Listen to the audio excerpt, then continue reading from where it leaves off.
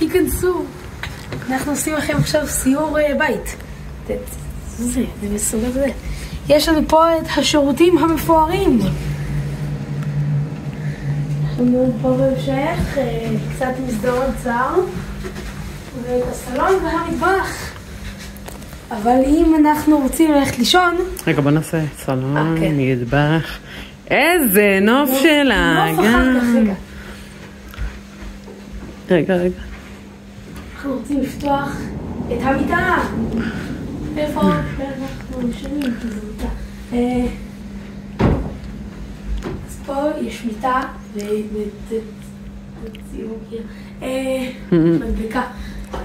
מה אתה אומר? החדר הכי מגניב שהיינו בו עד עכשיו? ברור. פער. בפער? פער גדול. פה זה הנוף שלנו, שאני מחפשת. אוי, זה רוח נשמחות.